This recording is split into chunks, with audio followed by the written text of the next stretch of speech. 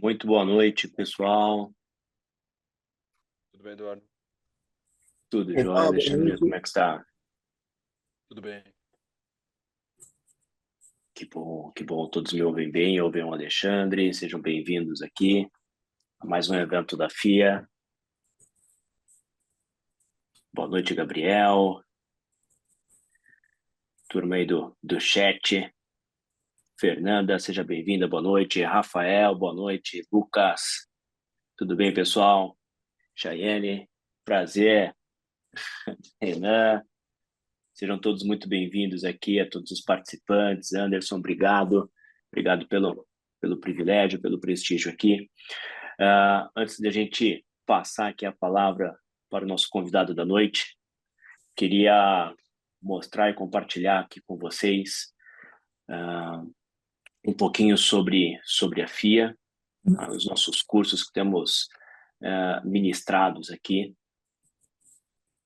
Deixa eu compartilhar aqui a minha tela.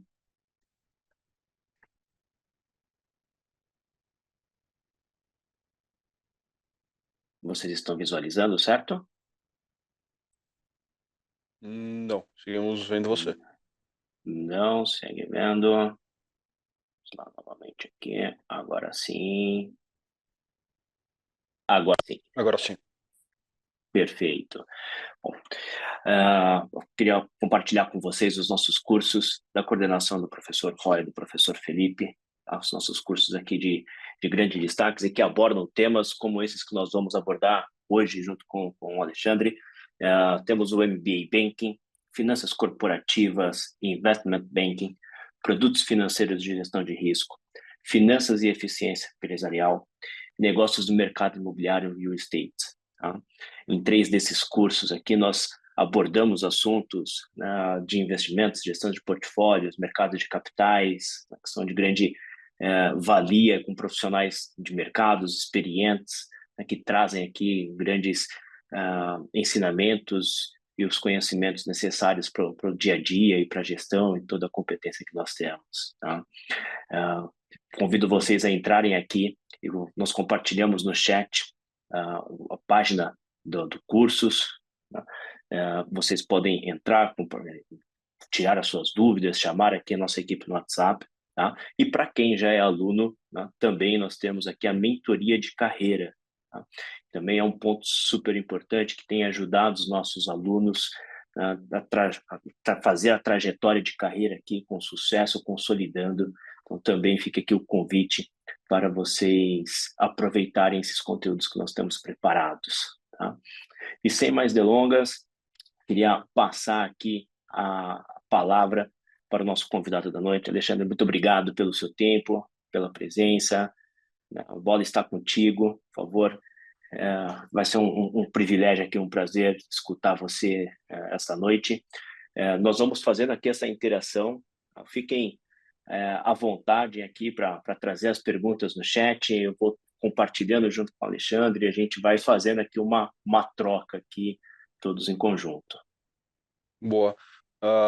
Eduardo, cara, muito obrigado pelo convite. Pessoal que está separando aí quinta-feira, 9 horas da noite, decidindo, não, vamos aprender um pouquinho mais de Asset Allocation. Agradeço aí o tempo. Eu sei que não é uma decisão fácil, mas é uma decisão, acho que acertada aí, tá? Não necessariamente para me ouvir, mas para aprender alguma coisa aí, para separar um tempinho. Acho que é sempre rico, tá? Eu vou dividir, eu tenho um material aqui também, mas eu queria pedir para vocês, por favor, irem me interrompendo, tá? Não espera até o final da palestra para tirar uma dúvida, não espera até, vamos fazer isso um jogo bem aberto, tá? Acho que coisa bem rápida, eu queria só explicar mais ou menos o que eu faço hoje. Hoje eu trabalho na XP, isso já foi até abordado aqui, mas eu queria explicar rapidamente qual que é o meu papel ali dentro, tá? Eu faço parte de um time, a gente chama ele de Portfolio Solutions, mas a proposta é principalmente a gente se preocupar com a qualidade da alocação dos nossos clientes, tá? Então, a gente tem um viés de realmente, tanto o lado de proteger o cliente de eventualmente alguma coisa que está dando errado ali, ou o assessor acabou não percebendo e o cliente está acima do FGC num banco que não é de primeira linha, que a gente não está tão confortável. Pô, será que o cliente tem consciência disso? Se ele tiver consciência, ok, ótimo, não tem nenhuma restrição, obviamente, né? A decisão é sempre do cliente, mas ele deveria ser informado. Ah, cara, eventualmente, será que ele está muito concentrado em algum setor específico ou em algum nome específico? Isso, toda essa parte de guardrails, de proteção mesmo, a gente tenta trazer, mas também uma parte propositiva, da ideia de falar, cara, eu preciso que você esteja talvez alocado do ponto de vista ideal de asset allocation mesmo, é, porque isso é saudável para o cliente, essa é a visão que a gente tenta trazer para o cliente, mas também dois, porque a gente realmente vê e a gente percebe isso com qualquer estudo. Com certeza vocês vão ver isso na FIA, se já não estiverem vendo isso na FIA, mas a gente faz estudos internamente da XP, e, na verdade a literatura é bastante extensa em cima disso, que quanto melhor diversificado esse cliente está, melhor vai ser a rentabilidade dele ao longo do tempo. E necessariamente, quanto melhor for a rentabilidade dele ao longo do tempo, ele fica mais tempo na XP. Né? Se ele estiver ganhando dinheiro na XP, cara, a gente fica feliz com isso e todo mundo ganha dinheiro junto, né? Esse é o foco principal aqui. Boa. É, já vou começar aqui. Antes, tem alguns caracteres aqui, alguns disclaimers que eu acho que é sempre importante, mas eu queria começar com alguns conceitos que eles vão permear ao longo de toda a nossa discussão aqui, tá? Queria deixar eles bem claros.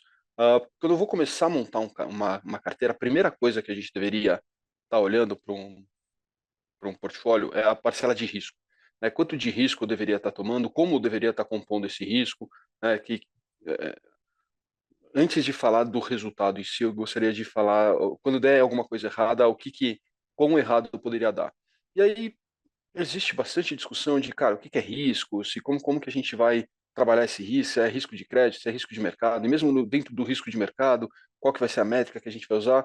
Ao longo aqui da nossa palestra, eu vou usar a volatilidade como uma métrica de risco. Isso não é consenso, tá? Não é necessariamente que a única métrica boa de risco de mercado seja a volatilidade, se quer que volatilidade seja uma boa métrica de risco, mas acho que apesar de não ser consenso, é a mais bem aceita, é o que eu vou usar aqui hoje. E aí, quando eu falar em volatilidade, eu estou falando do desvio padrão ali da curva normal. Acho que isso vocês já devem ter ouvido bastante, né? Então, simplesmente, quando a gente junta grandes números de acontecimentos aleatórios, a gente descobre que próximo à média, sei lá, se eu perguntar a que altura de todo mundo, e a gente colocar isso num histograma, que é exatamente essa figura, mas eu vou descobrir que tem poucas pessoas, talvez perto de 1,5 m, poucas pessoas perto de 2,10 m, a média vai ser alguma coisa muito perto de 1,70 m, e aí você vai ver que ao redor de 1,70 m tem muitas pessoas mais ou menos com aquela altura, e quanto mais você se afasta da média, menor vai ser a concentração daquelas pessoas. Isso é exatamente a curva normal, né? Foi descoberta lá pelo De Moivre, depois foi amplamente estudada pelo Gauss e por vários outros matemáticos ao longo do tempo, mas a proposta é exatamente essa: a concentração ao redor da média de eventos é maior do que mais distante da média de eventos. Aqui eu gosto de fazer essa história, tem uma abelha aqui, mas que é exatamente, ao invés de eu medir a altura das pessoas, medindo a altura, o tamanho das abelhas, tá?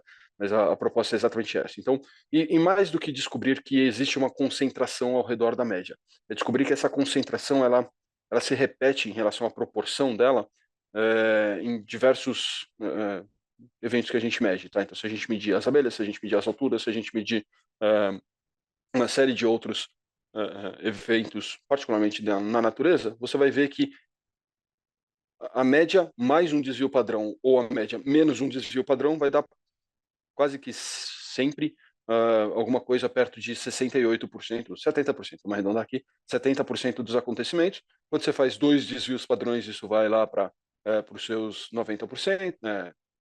90 ou 95, agora eu perdi, eu esqueci, mas alguma coisa muito perto disso. E aí depois ele chega com três desvios padrões, você já tem praticamente 100% da amostra, tá? Então, desvio padrão é a medida que expressa exatamente o grau de dispersão de um conjunto ao redor da média. Eu gosto de usar o desvio padrão como uma medida de quão errado eu estou. Tá? Então, quando a gente chega no mundo, no mercado financeiro, e a gente fala, cara, eu acho que eu, com essa estratégia, com essa carteira, com esse produto, com esse investimento, sei lá, eu acho que eu vou ganhar 11% ao ano, e meu desvio padrão é quão errado eu estou.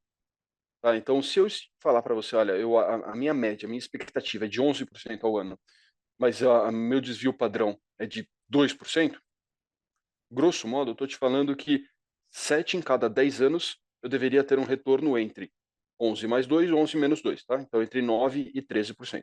Então, se essa mesma média, ao invés de 2% de desvio padrão, falar que tem 5% de desvio padrão, esses mesmos 7 anos estão implicando entre mais 6 e mais 16% ao ano. A média é a mesma, a média é os mesmos 11%, e aqui a gente está simplesmente falando se quando eu errar, quão errado eu posso estar, tá?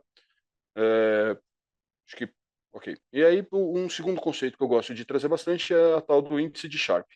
O índice de Sharpe, ele foi desenhado para medir quão eficiente é o seu portfólio, ou o seu produto, ou a sua estratégia, tá?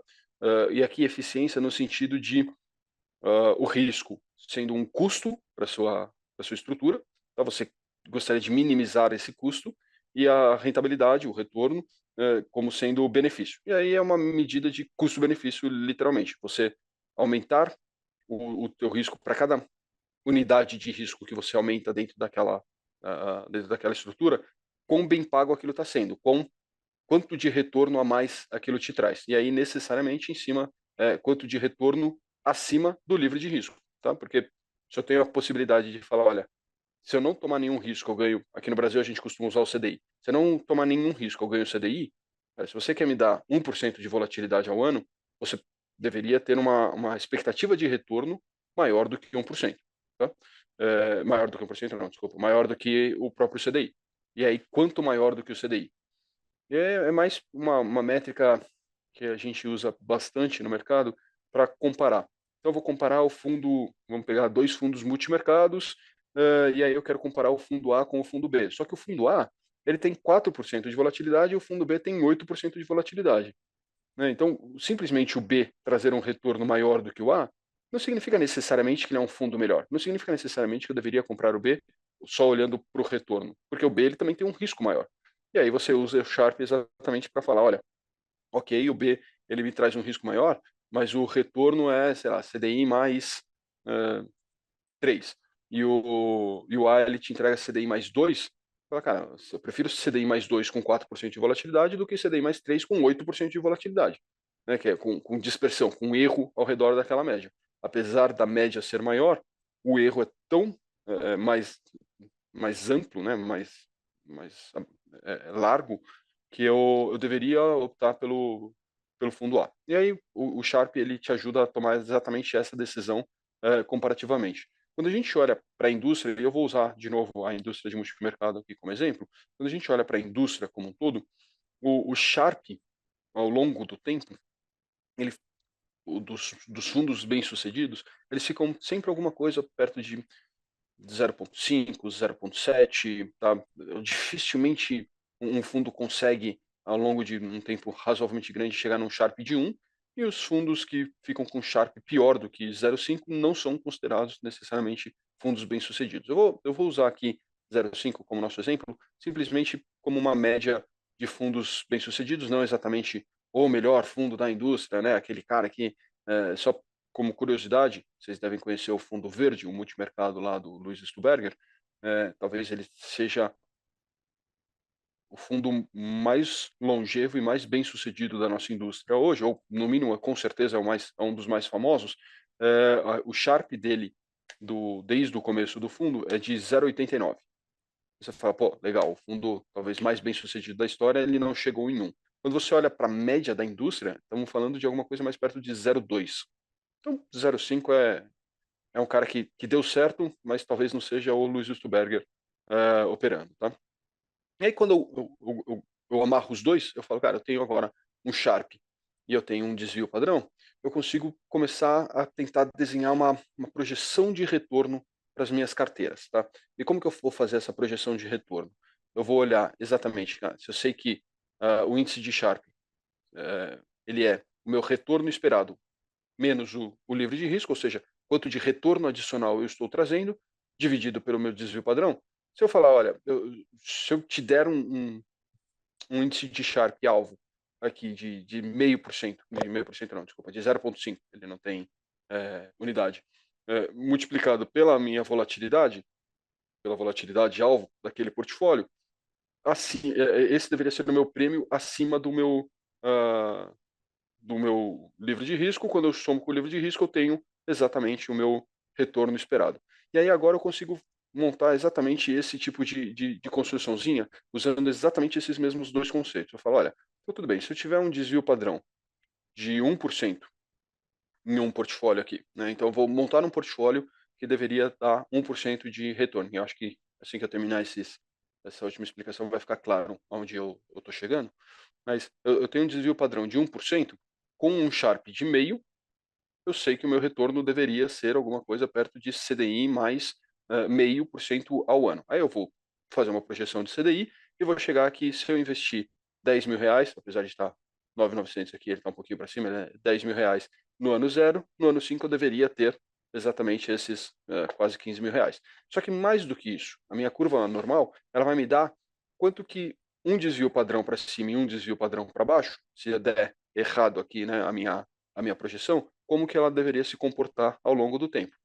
E aí, usando o mesmo Sharpe e simplesmente aumentando a volatilidade, eu consigo te falar que, olha, então se eu tivesse um retorno uma volatilidade de 3%, o meu retorno esperado deveria ser maior, assumindo que eu tenho o mesmo Sharpe, assumindo que eu sou tão eficiente quanto, se eu adiciono mais risco, eu deveria trazer mais retorno. Aqui sim, uh, pelo menos a premissa ex ante aqui é falar que eu vou ser tão eficiente no portfólio 2 aqui, no portfólio de 3% de volatilidade, quanto eu fui no portfólio de 1, só que tomando mais risco, eu trago mais retorno. Só que olha só, a dispersão dos retornos possíveis ao redor daquele meu alvo, daquele meu target, ela é bem mais ampla do que simplesmente no primeiro, né? Então, no primeiro, super estreitinho, os caminhos plausíveis, eu não vou falar aqui possíveis, mas os caminhos plausíveis, um desvio padrão para cima ou para baixo, ele deveria ser muito mais estreito do que quando eu falo em 3%.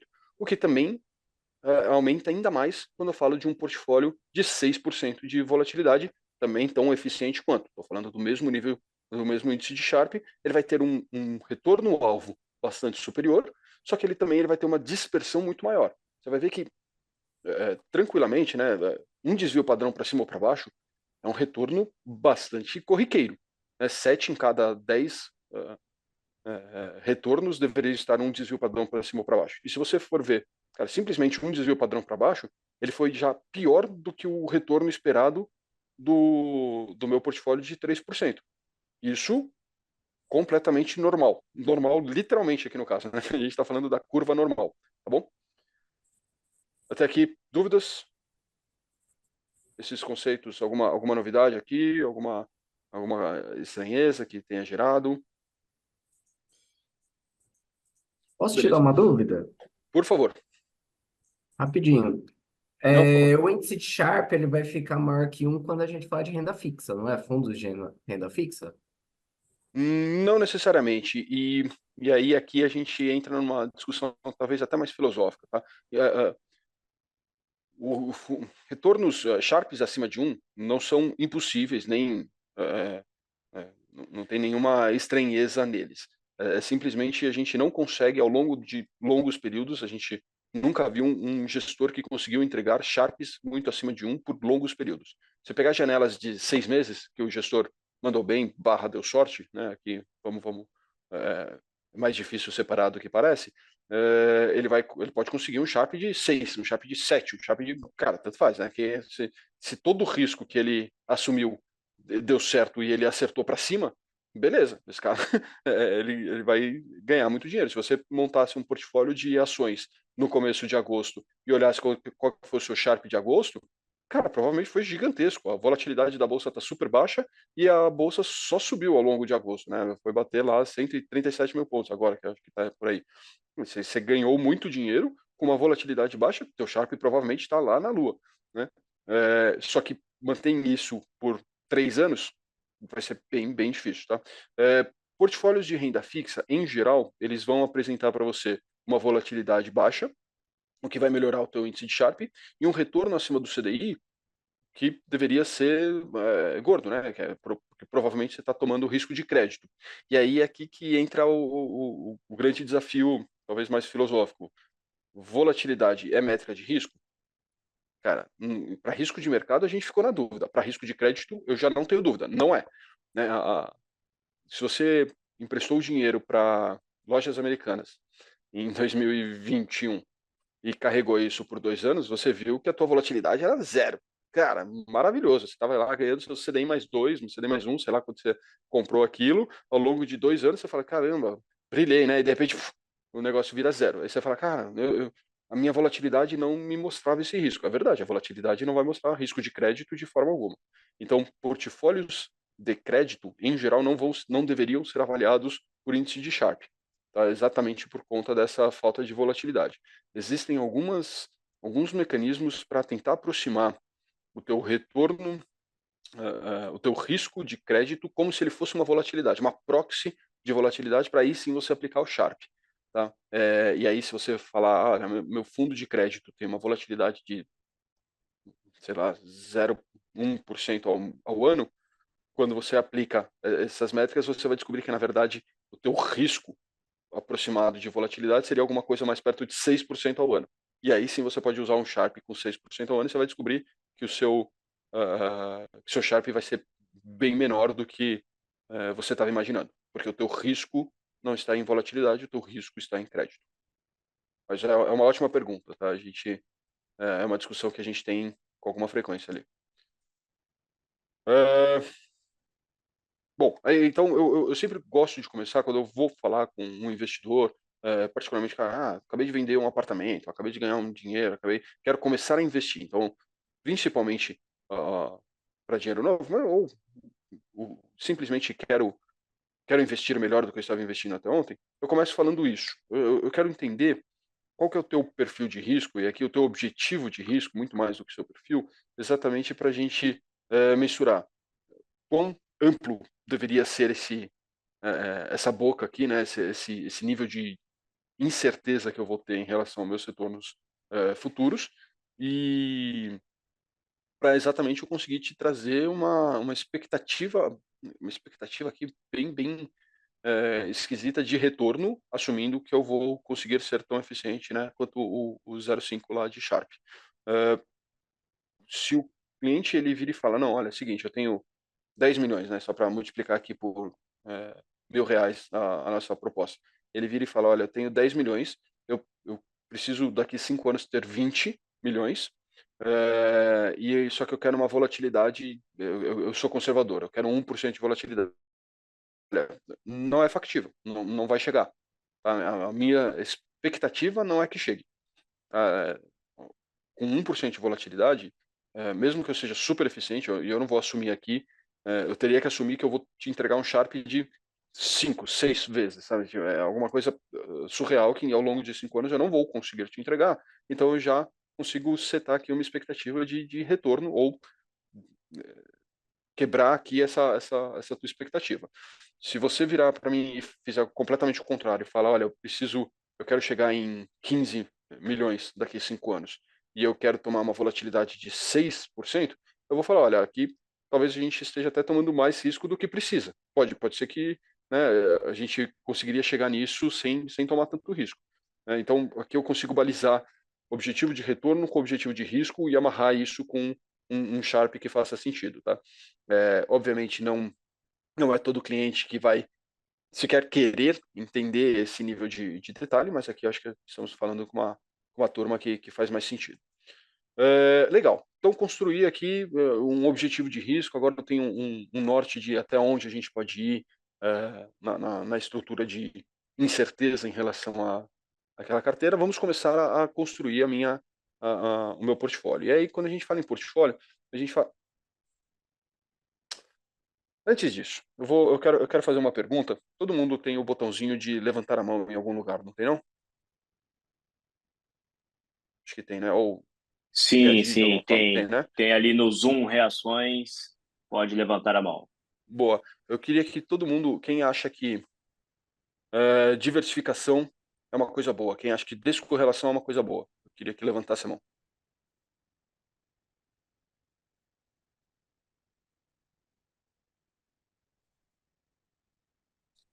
Duas pessoas, Dois participantes, quatro, 14, tá aumentando. 5, opa, 6. Pessoal, acho que encontrou o botão aí.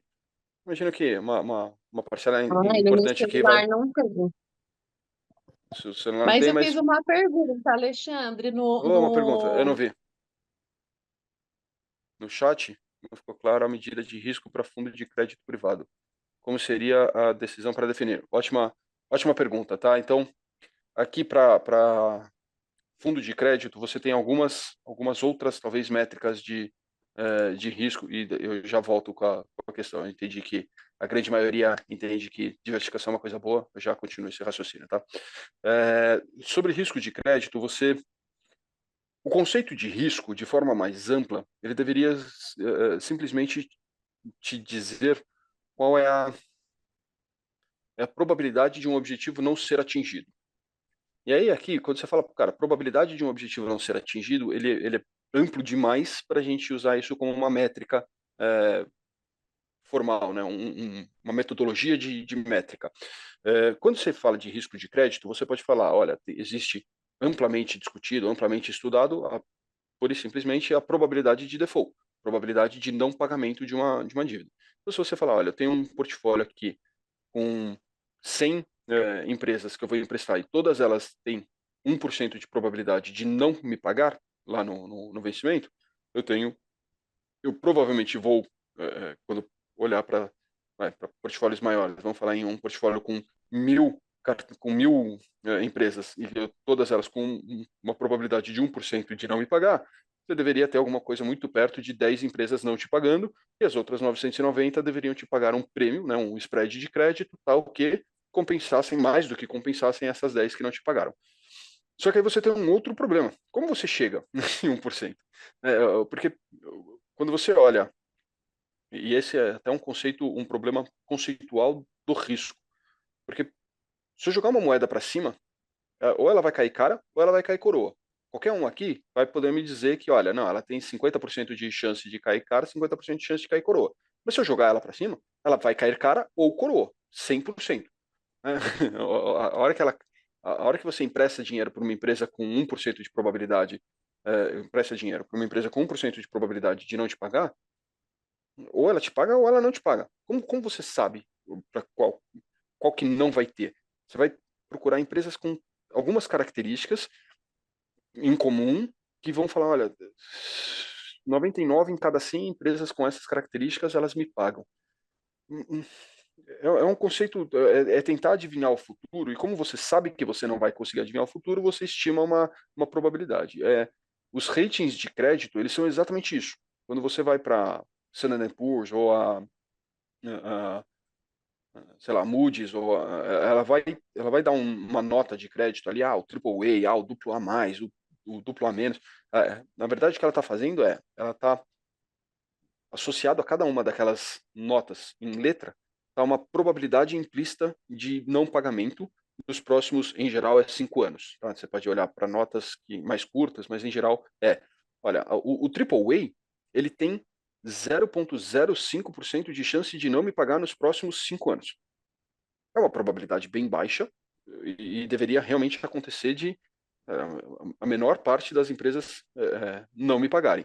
Só que quando você vai olhar para o histórico e fala, olha, então tá bom, todas as empresas que eu mantive como AAA ao longo dos últimos 5 anos, quantas de fato não me pagaram, você vai descobrir que você superestimou a probabilidade de não pagamento daquelas empresas. Quando você fala de um duplo A ou de um single A ou alguma coisa nesse sentido, essa probabilidade implícita, ela vai, probabilidade que a S&P ou que a Moody's está te falando que existe, ela vai crescendo, né, conforme a nota vai piorando. E quando você faz esse backtest, enquanto no AAA você estava superestimando a probabilidade de não pagamento. Quando você vai para quase qualquer outro nível de risco, você descobre que você subestimou o risco de não pagamento. E aí você fala, não, tudo bem, então por que eu estou olhando essa nota de crédito se ele não é ele não tem esse poder preditivo? Uma das metodologias para você transformar o risco de crédito numa proxy de volatilidade, ela envolve exatamente o Sharpe. Ela vai falar, olha, uma, se eu assumir que todo mundo deveria ter meio de Sharp, ou 0,2, ou 0, eu vou criar uma matrizinha aqui, mas vamos partir com o meio de Sharp. Se eu assumir que todo mundo tem meio de Sharp, e essa empresa está me pagando um prêmio de 0, sei lá, 1%, vai, está me pagando um prêmio de 1% acima do livre de risco, significa que, e aí você faz o retorno, a conta contrária, e você vai descobrir qual que é a volatilidade que, com 1% acima do livre de risco e meio de Sharpe, vai te entregar. E deveria dar alguma coisa mais muito perto de 0,5%. E aí você vai falar, tudo bem, então esse cara ele tem um risco que eu vou traduzir em volatilidade, apesar de ser um risco de crédito, de 0,5%. Quando você for olhar os retornos passados e simplesmente calcular ali o desvio padrão na formulinha do Excel mesmo, você vai ver que a volatilidade dele não era de 0,5%. A volatilidade dele, desculpa, falei errado, de 2% seria, tá? Você vai descobrir que a volatilidade dele era mais perto de 0 do que de 2%. E aí você está majorando essa volatilidade fake aqui, volatilidade linha, para exemplificar esse risco de crédito. Faz sentido? Ficou mais confuso ainda. Eu não lembro quem fez a pergunta, desculpa. Oi, Alexandre, boa Oi. noite. Eu tinha feito a pergunta e a minha conexão não está muito boa, eu caí em alguns momentos. Mas se eu Tudo bem. entendi, no caso, por exemplo, de fundos de crédito privado, o ideal, porque eu anotei aqui que você comentou que o índice de Sharpe não é uma boa medida para avaliar esse tipo de produto. Então, o Exatamente. ideal para esses casos é avaliar o risco de crédito por setor. Então, por exemplo, entre dois fundos, entre dois portfólios, abrir e ver como que está a concentração de cada fundo, de cada produto, para chegar ali numa decisão. Esse é um dos caminhos. Você pode entrar no detalhe e ver, talvez mais até do que o setor. Você pode chegar no nível da empresa. O fundo vai abrir a cota para você, né? Ele vai abrir exatamente a composição da carteira para você. Você pode olhar ali e ver quanto que é de AAA, quanto que é de AA e você chegar numa conclusão de qual é mais arriscado do que o outro. Mas ainda assim, você vai ter um risco comparativo e não um risco absoluto. Você não vai saber qual que é o risco que você está correndo. Você vai saber qual que é mais arriscado do que o outro. Deixa eu tentar abrir um Excel aqui para a gente fazer conta.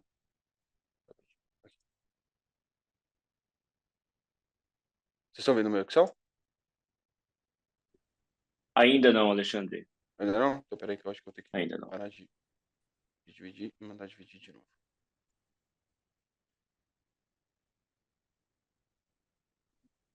Vamos lá, se você olhar um fundo de crédito conservador ali, aqueles de D1 mesmo, que são super líquidos, etc., você vai descobrir que a volatilidade dele vai ser muito, muito perto de zero. Então a volatilidade, agora vocês estão vendo o Excel, né? Sim.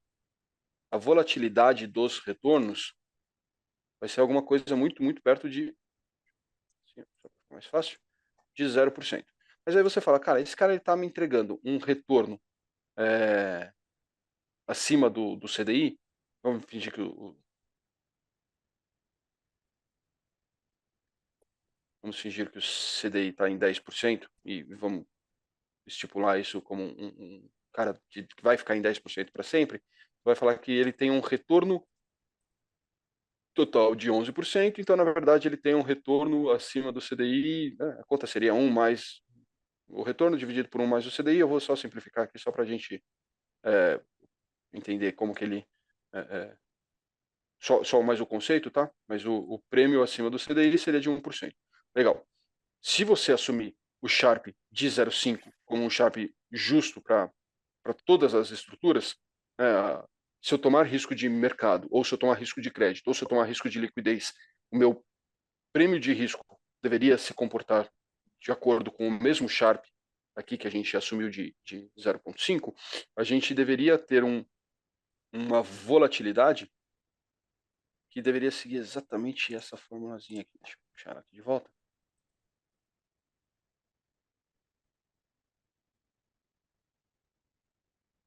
Só um segundo, aqui.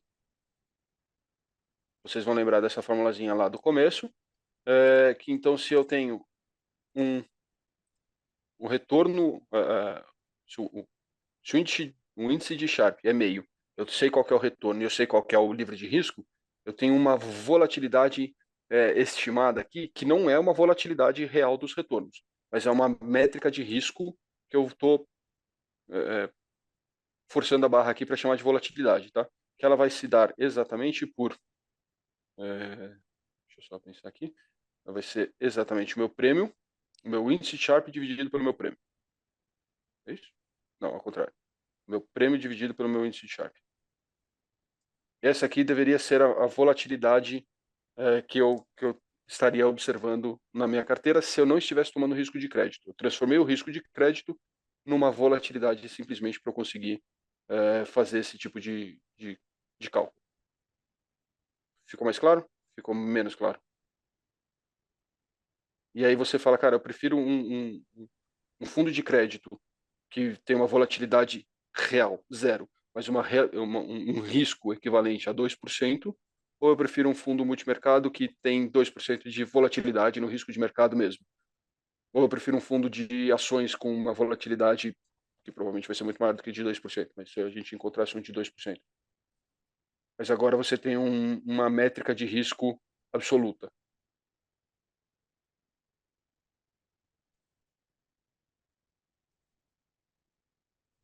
Eu vou continuar aqui, até para a gente não perder, mas qualquer coisa a gente pode voltar depois nesse ponto, tudo bem? Pô. Perfeito, E aí, ficou mais claro aqui, Alexandre, para a gente poder comparar os riscos no mesmo critério, né, trazendo tudo para volatilidade. Tá? Tem uma outra pergunta aqui, mais a título de conhecimento mesmo, não sei se necessariamente é a tua área, não, mas nos casos de FDIC, tá?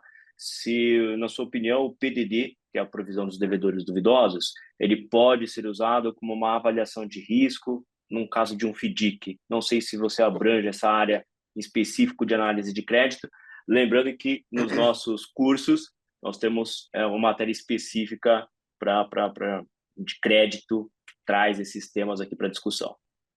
Ótimo ponto, tá? O FDIC ele é um bicho diferente, porque o FDIC ele parece um fundo, mas na verdade ele se comporta mais como um CDB do que como um fundo, tá?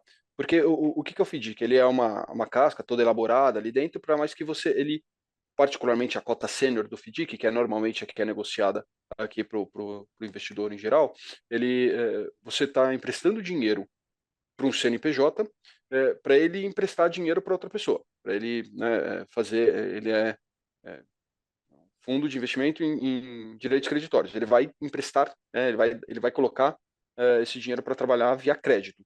Só que você está emprestando para esse cara e esse cara ele te promete um retorno. A cota sênior ele vai estar associado a um retorno ao avaliar CDI mais 3.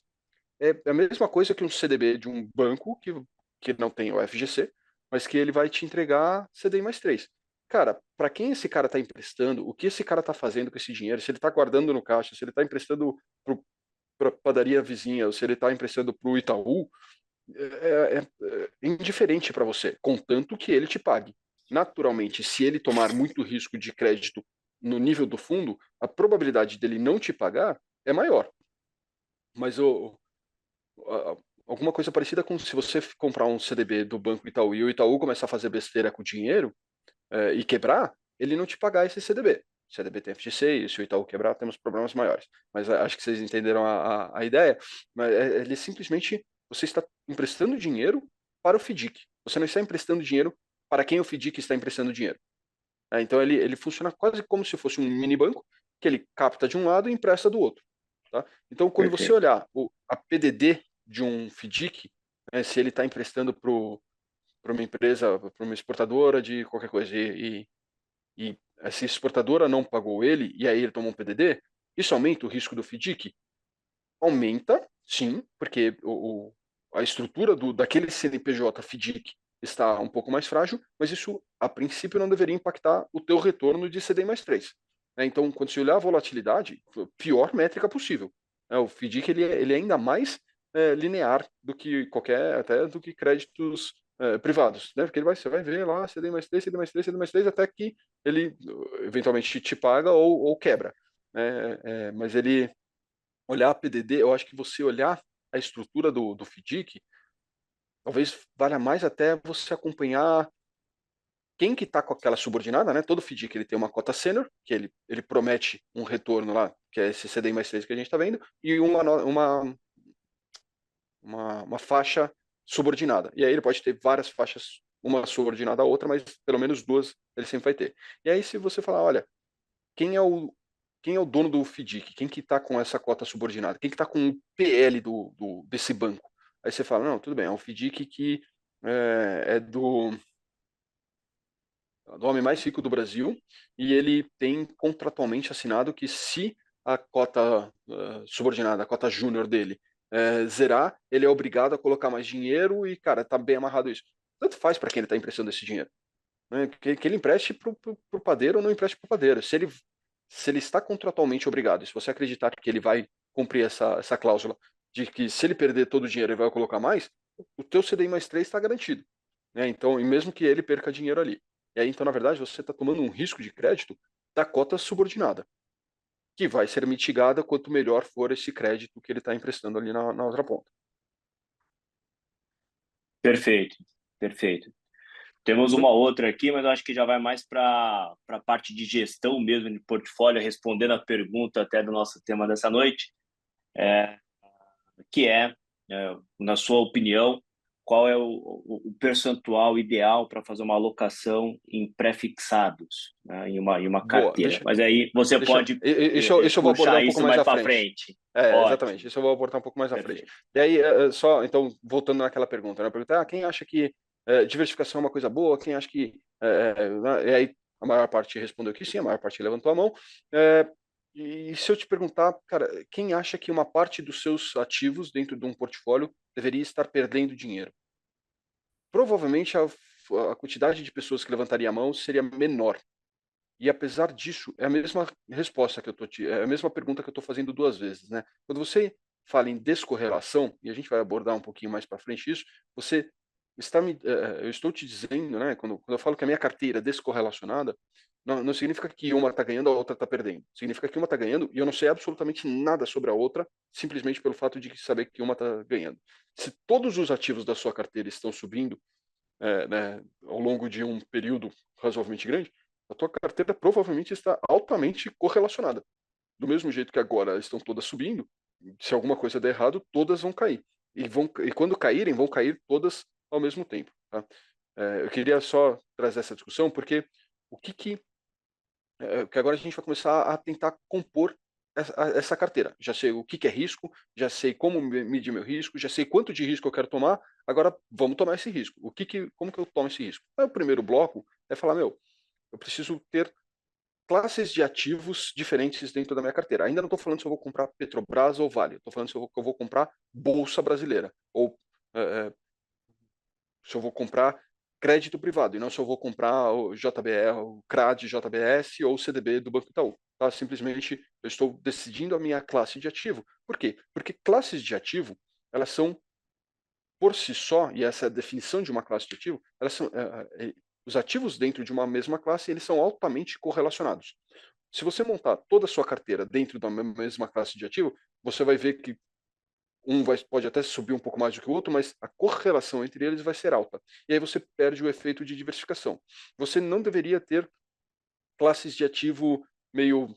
a classe de ativo que eu mais tenho dificuldade de aceitar como uma classe de ativo é o que o que a gente chama de alternativo.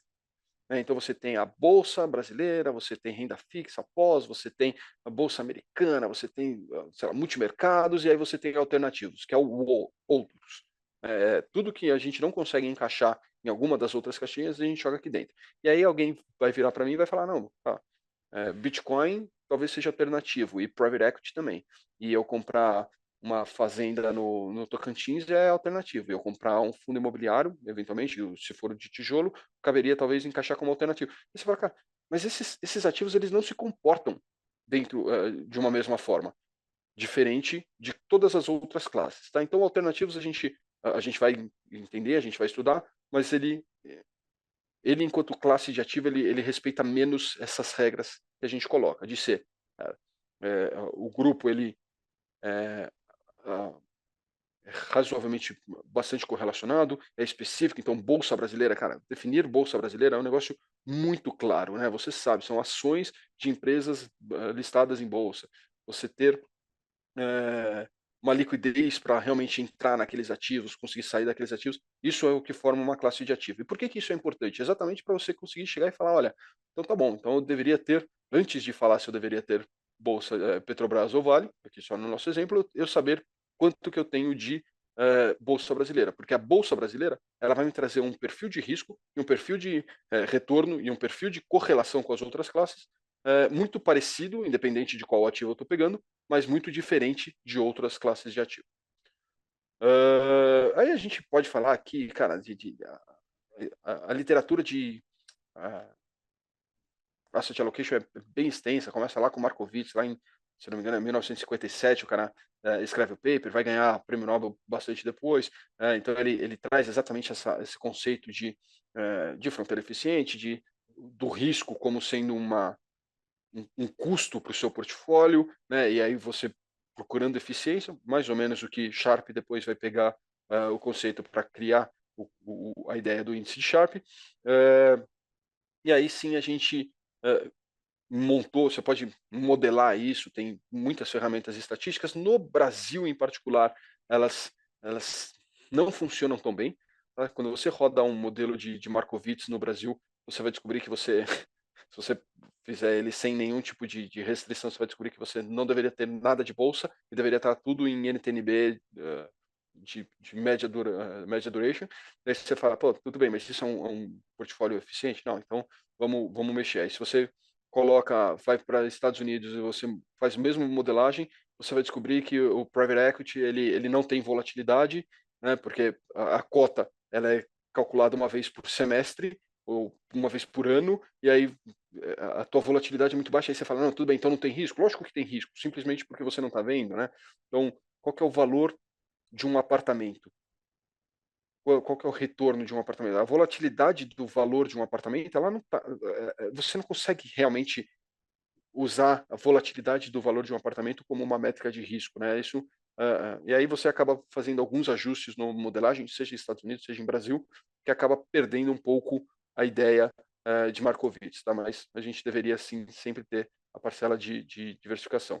Aqui exatamente um pouco do conceito de diversificação que a gente já falou, né? Então, os principais índices no Brasil, tinha alguma coisa que tinha, os principais índices no Brasil ao longo do tempo, você vai perceber que, cara, quando você olha para o IMA geral, ele performa melhor do que o CDI em 2014, e em 2015 ele está pior do que o CDI, e aí depois ele melhora de novo, pior. Quando você olha para todas as classes de ativo, você vai ter essa disparidade entre carteiras, né, dependendo do ano, dependendo como que ele está se comportando, tá? Então mesmo o S&P sempre ganha, não é verdade que o S&P sempre ganha, né? Então uma composição de uma carteira que ora vai melhor, ora vai pior, isso é bom, é isso que traz diversificação. E é exatamente a ideia da diversificação é bom, se a descorrelação é boa, né? Então se eu montar um portfólio onde todos ganham, isso aqui eu acabei já falando, deu uma antecipada ali, né? Então se eu estou mirando ter uma carteira que ter produtos que perdem dinheiro na minha carteira? Lógico que não, ninguém está mirando perder dinheiro, eu estou mirando descorrelação. E aí a parcela, eu queria realmente chegar nesse ponto e eu prometo que eu tô já quase acabando e a gente entra só na discussão um pouco mais ampla, tá? Eu quero propor um jogo para você que depois a gente vai transformar isso em investimento, tá? Você tem uma moeda, 50% de probabilidade de cair cara, 50% de probabilidade de cair coroa. E aí, no jogo, você aposta R$1. Se você ganhar, vamos dizer que você sempre aposta em cara. Se você ganhar, você ganha R$2. Se você perder, você perde R$0. Né? Desculpa, você ganha R$2 ou você sai com R$0. Tá? A tua esperança matemática de ganho, que é simplesmente a probabilidade de você ganhar vezes o seu ganho, mais a probabilidade de você perder vezes o seu ganho caso você perca, menos a tua aposta inicial é a tua esperança matemática de ganho. Tá? Provavelmente você vai, né, você não vai ganhar nada. Se você ficar jogando essa moeda para cima infinitas vezes, provavelmente você vai continuar com o mesmo dinheiro que você começou obviamente não exatamente o mesmo dinheiro, mas a tua esperança, tua média estatística aqui deveria ser zero.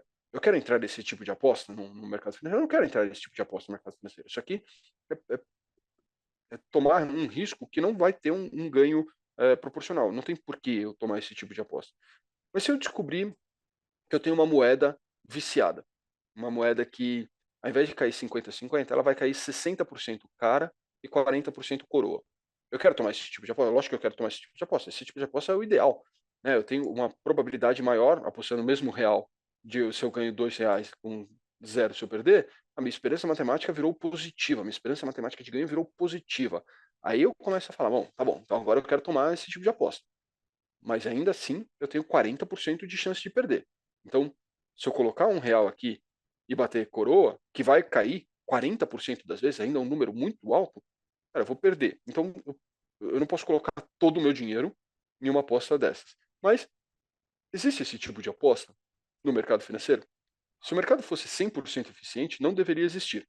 Ou, né, ele deveria te entregar exatamente um prêmio de risco de mercado que você não, se Markowitz tivesse 100% de razão, você não conseguiria bater o mercado e aí o teu retorno seria acima do livre de risco, seria sempre zero ou seria positivo, mas ajustado pelo risco que você está tomando. Né? No mundo real, apesar de a gente acreditar que o mercado é razoavelmente eficiente, ele não é eficiente o tempo todo, muito menos perfeitamente eficiente o tempo todo.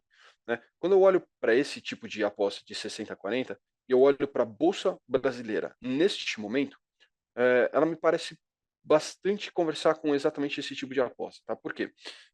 Vamos lá, aqui a gente está olhando na linha azul exatamente o Ibovespa. Aqui eu estou falando da classe ativo, tá? Ainda não estou falando do stock pick, não estou falando da ação em si. Mas eu estou olhando na linha azul o Ibovespa e na linha laranja o price to earning do Ibovespa. Price to earning é o quê? É um índice que a gente gosta de acompanhar para ver se uma ação está cara ou barata. E aí, cara e barata não é se ela está com preço alto ou com preço baixo. Caro é sempre em relação a alguma coisa. Vamos pensar que você compra um apartamento por R$ 1 milhão. Esse apartamento está caro? Não sei mais nada sobre esse apartamento. Não dá para te falar se ele está caro ou barato. Aí eu te falo, não, tudo bem, mas esse apartamento de R$ 1 milhão, ele te traz um aluguel ao ano de R$ 100 mil por ano. Ah, então agora sim, agora eu estou comprando esse apartamento por 10 vezes o lucro, 10 vezes o aluguel. Tá? O price to earning desse apartamento é exatamente 10 vezes. Aí você fala, não, tudo bem, então esse apartamento ele está. Eu ainda não sei se ele está caro ou barato, mas pelo menos agora eu tenho uma métrica em relação a um benefício que ele vai me trazer. Aí eu vejo um outro apartamento, que eu também posso comprar ele por R$ 1 milhão. Até aí você poderia dizer, está tão caro quanto o outro, ou quanto o apartamento, o primeiro apartamento, mas o aluguel dele, se eu colocar ele para alugar, só me dá 50 mil reais por ano. Você fala, pô, isso aqui está 20 vezes o lucro. E aí é bastante óbvio. 20 vezes o lucro é mais caro do que 10 vezes o lucro. No primeiro, eu retorno todo o meu capital em 10 anos, no limite. No segundo, eu demoraria 20 anos. Mas e se eu tiver um terceiro apartamento que está 500 mil reais e ele tem 50 mil de aluguel, ele está exatamente tão caro quanto o primeiro apartamento, ou tão barato quanto o primeiro apartamento. Ele está 10 vezes o lucro. Agora eu consegui normalizar o preço dos 3 apartamentos em função do retorno que eles vão me trazer. Se eu substituir o aluguel pelo lucro das companhias e substituir o valor do apartamento pelo preço das companhias, é exatamente esse laranjinha que a gente tem. Tá? Então, ele é o lucro que as empresas estão gerando, o lucro que as empresas do Ibovespa estão gerando por ano, dividido pelo preço daquelas ações. Então você vê que nessa última puxada que a bolsa deu, desde ali talvez no finalzinho de 2023, ele tem essa bela puxada que a gente viu no finalzinho de 23, entre novembro e dezembro de 23. Cara, o preço-lucro das companhias, esse índice, não mudou tanto. As companhias continuam tão baratas quanto elas estavam antes. Na média da história do Brasil, esse índice ele costuma rodar ao redor de 11 vezes. Tá? Então você pega o lucro de todas as companhias, multiplica por 11 e você deveria ter exatamente o índice, o dado do Ibovespa, tá? A soma do preço das companhias, na verdade.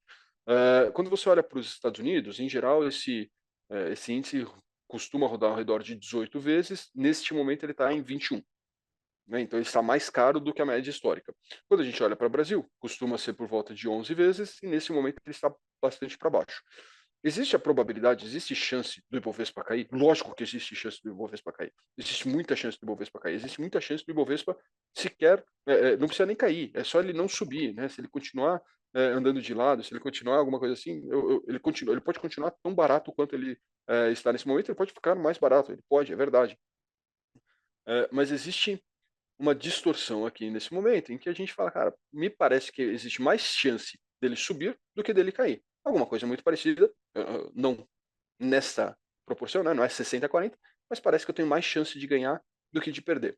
Então, me parece ser uma aposta assimétrica aqui. Tem um segundo tipo de aposta, que é essa aqui, é o melhor dos mundos, onde você tem mais chance de ganhar, né? Alguma coisa parecida com o primeiro, e se você ganhar, você ganha um prêmio acima do que você tem um prêmio de risco ainda adicional, tá? Então a sua esperança matemática vai ser bastante gorda. Que tipo de coisa a gente está vendo nesse momento aqui? Tá? Isso aqui não é recomendações de investimento, tá, gente? É mais conceitual, é mais para a gente tentar entender. Acho que vale, se quiser fazer investimento, vamos ter uma discussão, talvez mais one-on-one depois, a gente me coloca aqui à disposição, a gente pode fazer isso, tá? Mas não quero que vocês falem, ele falou para comprar bolsa, então vou comprar bolsa. Existe uma chance bastante razoável da bolsa cair naturalmente, tá? Aqui eu estou olhando para o yield da NTNB, tá? Quanto que a NTNB, o título do governo indexado à inflação, ele está me pagando acima da inflação. Na média histórica, também, essa aqui é a NTNB de 2028, investimento em 2028, razoavelmente curta, a média histórica dela é 4,75, tá? Grosso modo. Neste momento, ela está me pagando alguma coisa mais perto de 6%. Aí você fala, pô, existe a chance dele ir para 7? Lógico que existe a chance dela ir para 7. Se ela ir para 7, eu perco dinheiro, né? Quando o yield da NTNB sobe, o PU cai, eu perco dinheiro. Quando ele cai, eu ganho dinheiro, tá? Ele é inversamente proporcional aqui. Existe a chance da yield ir para 7? Lógico que existe a chance de ir para 7. Mas me parece que a probabilidade é mais que ele volte para alguma coisa mais perto de 5, de 5,5, de 4,5, do que ele subir para 7. E se ele subir, eu perco, é verdade, mas é difícil acreditar que ele pode ir para muito mais do que 7. E se ele for de 6 para 7, 6,20 mais ou menos que ele está hoje, para 7, eu perco 0,80% ao ano, vezes a duration, beleza, eu perco um valor razoavelmente menor do que se ele voltar para alguma coisa mais perto de 5, onde eu ganho 1,20 vezes a duration, vezes... Então eu tenho, além de uma probabilidade maior de ganhar dinheiro, o prêmio que se eu ganhar é muito maior do que o quanto que eu perco se eu perder. Cara, me parece fazer uma aposta bastante assimétrica, muito parecida com esse modelo aqui que a gente está discutindo. Lógico que a gente não faz essa análise lá na XP com moeda, não é simplesmente olho para um gráfico e vê. Não, tem uma série de ferramentas estatísticas aqui para a gente falar, cara, qual que é o retorno esperado de uma carteira, de uma classe de ativo, dado o momento atual, qual que é o retorno histórico, qual que é o prêmio de risco que ele está me entregando, mas, né, só que é mais para conceitualizar. Tem um terceiro que eu queria analisar aqui com vocês, que é para mim, é o mais difícil de como que eu encaixo isso numa carteira, onde eu tenho 95% de chance de perder, mas se eu ganhar, ele me dá odds, ele me paga, a minha esperança matemática é positiva. Como que eu encaixo isso na minha carteira? Cara, a probabilidade é que eu perca. Eu vou entrar nessa aposta para perder. Mas se eu ganhar, cara, eu ganho 30 vezes o que eu colocar. Será que eu deveria entrar? Será que eu não deveria entrar? Para que tipo de cliente eu deveria encaixar esse tipo de carteira? E mais importante até do que esse tipo de produto, mas mais importante até do que isso, cara, qual o tamanho? Eu já falei do tamanho lá no primeiro jogo de moeda. Né? Se ele deveria ser 20% da minha aposta, se ele deveria ser 100% da minha aposta, se ele deveria ser 1% da minha aposta. Isso é talvez até mais importante, né? Eu já falei de risco, já entendi o que é risco, já entendi quanto de risco eu estou disposto a tomar, já entendi as minhas classes de ativo, agora estou entendendo os retornos associados àquelas classes de ativo, e agora eu preciso falar de tamanho que cada classe de ativo vai ter que ter dentro do meu portfólio. Que tipo de aposta eu deveria encaixar para cada perfil? Que tipo de. O principal, e aqui traz um conceito, de novo, a gente volta a falar de descorrelação. Se eu jogar uma moeda para cima e eu tiver 60-40, aquela segunda aposta que a gente falou, que virou a NTNB, que parece fantástica, mas eu colocar todo o meu dinheiro nela, 40% das vezes eu perco tudo, eu quebro. Eu não posso fazer esse tipo de aposta. A descorrelação ela está exatamente aqui. Eu quero jogar uma moeda para cima aqui, eu quero jogar outra moeda para cima do outro lado, e eu não quero que as duas tenham qualquer tipo de impacto. Se uma cair cara para cima, a outra aumenta a probabilidade dela cair cara também. É isso que é correlação. Descorrelação é eu jogar duas moedas de forma aleatória de fato, em que elas caiam, cara, né, separadas. Se eu puder jogar infinitas moedas para cima, com 60% de chance de ganhar, e quando eu ganhar 3, e 40% de chance de eu perder, e quando eu perder 0, eu quero, essa é a aposta que eu quero. Eu preciso de várias moedas descorrelacionadas com esse nível de probabilidade. Infelizmente, dado que todas as classes de ativo, né, todos os ativos dentro de uma classe de ativos são altamente correlacionados, é aqui que eu começo a falar, cara, então eu preciso ter classes de ativo diferentes, porque a classe de ativo diferente é que vai me trazer de fato a descorrelação, é o que vai de fato ser a segunda moeda jogando para o lado, né, jogando para o alto para eu conseguir várias moedas. E aí aquela discussão de qual o tamanho que eu tenho que ter dentro do meu portfólio em pré, agora sim eu começo a falar, cara, então tá bom, então pré-fixado é uma classe de ativo? A gente entende que sim, ela é uma classe de ativo. Então, tudo bem. Então, ela é razoavelmente descorrelacionada de outras classes de ativo, mas mesmo assim eu preciso saber, cara, qual vai ser o tamanho dela em relação às outras classes de ativo. Se eu só tiver 3 classes de ativo na minha carteira, eu vou estar. É o equivalente a eu ter 3 moedas sendo jogadas para cima. Se eu tiver infinitos classes de ativo, vai ser muito difícil você encontrar infinitas classes de ativo com um prêmio de risco razoável para você retornar. Né? Se eu tiver uma moeda que eu jogo para cima e eu tenho mais chance de perder, e se eu perder eu perco mais, cara, eu não deveria ter essa carteira, isso na minha carteira, mesmo que ela me traga descorrelação. E aí a gente chega, né, na construção de um portfólio. Isso aqui é uma foto de um relatório da própria XP, é um relatório público, tá? Vocês encontram no site da XP, não precisa nem ter conta, vocês conseguem olhar lá. E aí vai ter não só isso, mas tem explicando o que a gente acredita de cada uma das classes. Não é propaganda da XP, mas vale ler o relatório de qualquer forma, tá? Onde a gente fala, cara, o meu neutro, e aqui eu ainda não estou falando o neutro, quanto que eu deveria ter de pós-fixado no meu neutro. Mas, cara, se a inflação tem mais prêmio de risco neste momento do que normalmente haveria, eu estou positivo, eu estou sobrealocado nele. Então, se normalmente eu teria, se eu acordar hoje de um coma e eu não tenho ideia do que está acontecendo, eu falaria, olha, monta um portfólio aí. Eu ia falar, sei lá, 20% de inflação.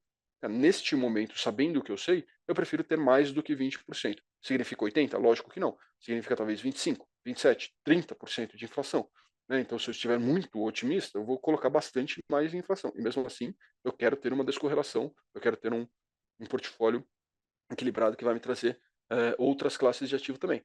Renda variável global, apesar de ser a classe que mais subiu, que mais gera riqueza ao longo do tempo no mundo, né? O S&P talvez tenha sido a ferramenta que mais gerou riqueza para a humanidade na história do capitalismo aqui, sei lá. Cara, neste momento, eu olho para ele e falo, cara, quanto mais ele pode subir, quanto, né, as expectativas, exatamente aquele desenho de probabilidades, me parece que não faz mais tanto sentido eu ter tanta bolsa americana. Significa que eu vou ter zero? Não, não significa que eu vou ter zero, né, porque a classe de ativo ela continua sendo relevante dentro de um portfólio. Mas se normalmente eu teria 10% em bolsa americana, talvez nesse momento eu esteja com 5% em bolsa americana. Se a bolsa continuar subindo, eu continuo surfando. Eu surfo menos do que normalmente. E se ela cair, eu também apanho um pouco menos, tá? Então eu trago sempre essa visão de quão otimista eu estou mais alocado. Não necessariamente quando eu estiver pessimista eu vou ter zero na carteira, tá? Acho que só tem mais 2 slides e aí eu sei que já estão pingando algumas perguntas aqui, mas prometo que é coisa rápida, tá? E aí sim, já falei de todas as classes de ativo, já falei de quanto que agora eu já tenho uma ideia de quanto que eu deveria ter em cada classe de ativo. Aqui, naturalmente, não tem números. A XP ela divulga exatamente essa carteira com números e mesmo assim eu recomendo entender para você, porque a gente vai divulgar, sei lá, 3 carteiras. E não existem só 3 perfis de investimento, né? Não são só 3 tipos de investidor de fato.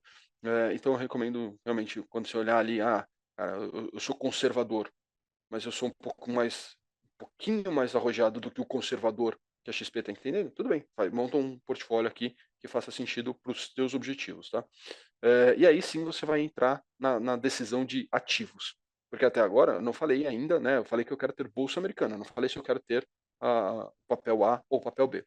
Mas aí você vai descobrir que, e a literatura mostra isso, e todos os estudos que a gente faz lá na XP ou em qualquer outro lugar que eu já passei mostram isso, a maior parte dos teus retornos, eles vão vir da tua alocação, de você ter bolsa ou não ter bolsa, de você ter quanto de bolsa você vai ter, mas não necessariamente de quanto você vai ter, né, se você vai ter Petrobras ou Vale, mas se você vai ter bolsa brasileira ou não vai ter bolsa brasileira. Isso vai explicar talvez 2/3 da tua alocação.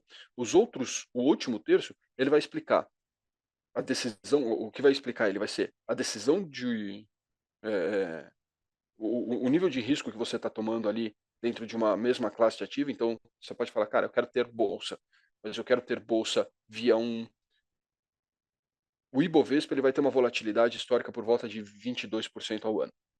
Se você pegar uma ação, a ação da Petrobras, talvez a ação mais líquida, uma das mais negociadas na bolsa, tal, ela vai ter alguma coisa, individualmente, ela vai ter tipo 40% de volatilidade.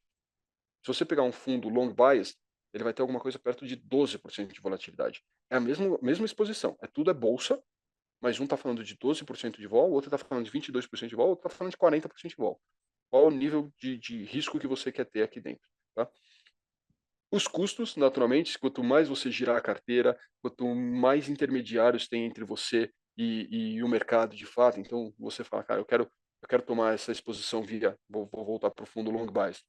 Você está pagando 2% de taxa de administração ali para a gestora. Isso vai impactar, sim, o teu retorno.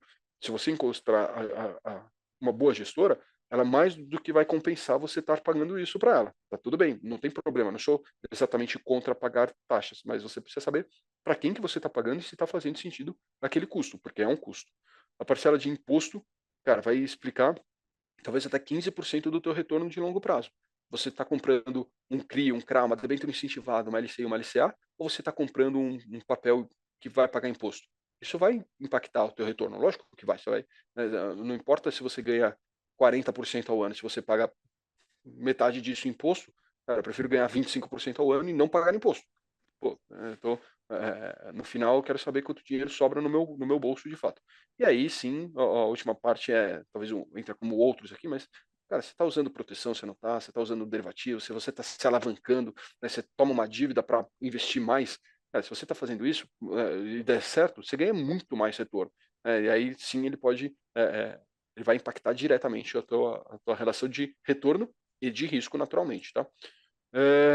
Comentários finais, cara, investimento é um tema super pessoal, não pega alguma coisa que eu falei aqui e tenta aplicar para você, é um negócio que você precisa sim conversar junto com um profissional e entender o teu perfil, entender o teu momento, os teus objetivos, tá?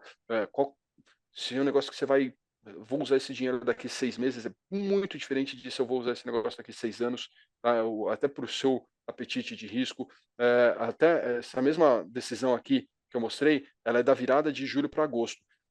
Cara, não dá para você pegar isso e daqui 3 anos achar que vai continuar igual, né? Então, isso muda. Até dentro disso, Alexandre, Pode falar. até dentro desse comentário que você colocou, tem uma pergunta no chat. Tá? Tem vários elogios também aqui para você. Né?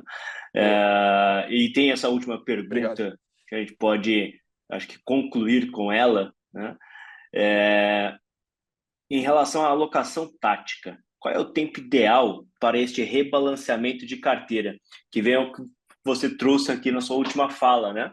Essa alocação que você estava mostrando ali do azulzinho, do verde, do vermelho, do amarelo, como que é esse tempo ideal de rebalanceamento de carteira que você recomenda? Cara, isso é um negócio que eu acho que o mais profundo que eu já entrei nessa discussão foi quando eu estava estudando para o CFA, e eles têm um capítulo inteiro dedicado para isso. E eles não chegam em nenhuma conclusão. Tá? É uma lógica que depende. A resposta final é depende, tá?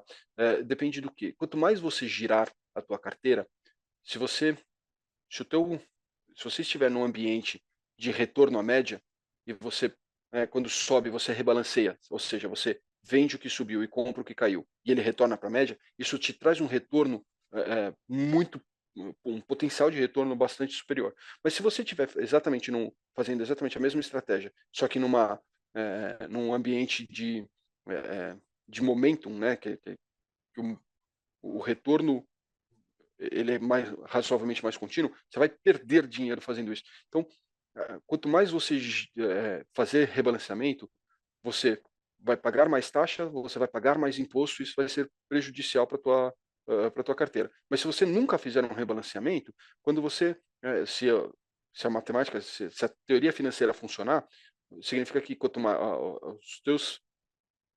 tua carteira, a parcela com mais risco da tua carteira, ela deveria subir mais. Se ela sobe mais, ela vai ganhar peso dentro da tua carteira. Ou seja, a hora que se você nunca balanceia, a tua carteira vai ficando proporcionalmente mais arriscada ao longo do tempo, né? Porque aquele cara vai ganhando espaço dentro da tua composição. Depende muito do teu perfil de risco, depende muito dos teus objetivos, naturalmente. Eu vou falar como que eu faço para mim, tá? Eu evito olhar para minha carteira. Eu faço o rebalanceamento a cada 3 meses dentro da minha carteira, e quando eu digo rebalanceamento, eu obviamente não vou vender tudo e comprar de novo, tá? Mas a cada 3 meses só que eu vou olhar para minha carteira. A menos que, e aí isso é uma vantagem que talvez a minha profissão tenha, eu estou olhando para o mercado o tempo todo. Para o mercado, sim, eu olho o tempo todo. Para minha carteira, não. Mas se acontecer alguma coisa grande no mercado, tipo esse mês, praticamente todo mundo mudou de opinião e acha que agora a gente vai começar, todo mundo, as grandes casas de análise começaram a entender que a gente vai voltar a ter um ciclo de alta de juros aqui no Brasil. Cara, isso mudou a minha estratégia que eu tinha visto lá em junho, que foi quando eu fiz o meu último rebalanceamento. Em junho, a gente acreditava, ok, tinha parado o ciclo de corte, mas tinha dado uma pausa para depois voltar a cortar a taxa de juros. Se a gente teve uma pausa para voltar a subir a taxa de juros, cara, isso deveria mudar sim a minha estratégia. Então, mudou alguma coisa grande no mercado, eu deveria antecipar esses 3 meses. Se eu descobrir que, cara, se amanhã eu perder o emprego, cara, com certeza isso vai mudar. Não muda o mercado, mas muda eu. Se eu descobrir que a minha esposa está grávida, cara, isso muda o meu perfil de risco. Então, se alguma coisa grande mudar em você, ou alguma coisa grande mudar no mercado, você deveria antecipar. Fora isso, não sei se 3 meses é o prazo ideal, se é 6 meses, se é um ano, se é todos os meses, aí isso depende mais de cada um, mas se acontecer alguma coisa maior, você deveria sim antecipar esse Perfeito. rebalanceamento. Perfeito. Então, ali, tanto por eventos de mercado, né, que mudem percepções, estruturas de mercado, cenários macroeconômicos, tanto quanto planejamento financeiro pessoal, foi um tema algumas vezes falados aqui pelo Alexandre, que o planejamento ele é super importante para definir as alocações, né? Show de bola. Muito obrigado, Alexandre. Realmente tem várias comentários aqui, agradecimentos, né? Eu relembro aqui aos nossos 40 guerreiros que estão aqui conosco, né? Temas aqui muito discutidos e ensinados aqui pelo Alexandre, como desvio padrão, que entra na parte de quantitativos aqui. Vocês, ao verem aqui as nossas turmas, vocês vão aprender a parte de quantitativo, a parte de economia, de índice Sharpe, de avaliações de carteiras. Então, são aqui temas muito explorados em nossos cursos e muito bem trazidos aqui pelo Alexandre. Tá? Agradeço, Alexandre, novamente aqui Eu que agradeço. pelo seu tempo, né? As portas estão sempre abertas aqui para a gente trazer outros temas e agradeço a todos vocês que nos acompanharam aqui nesse bate-papo aqui junto com a FIA. Tenham uma boa noite. Eu Pode agradeço. falar, Alexandre. Eu queria só deixar um convite. Eu tenho uma coluna que eu escrevo todos os dias, um pouquinho sobre o mercado. Eu publico ela no Claro. próprio LinkedIn.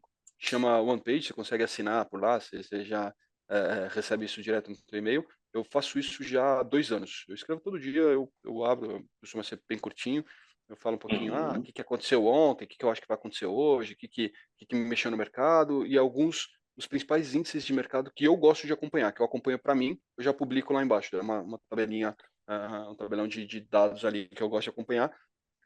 Cara, eu comecei fazendo isso só para mim mesmo, depois mandei para o meu time, começou a crescer e hoje virou meio que uma newsletter, tem um pouquinho mais de 1.000 pessoas que assinam isso aí, tem mais um monte que eu sei que não assina, mas lê também, que comenta.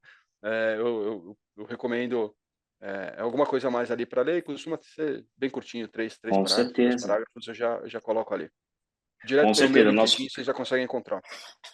Que ótimo, nós compartilhamos a sua página aqui com todos que estavam presentes e a gente reforça novamente aqui e compartilha novamente a sua página. Muito, muito boa a iniciativa, parabéns.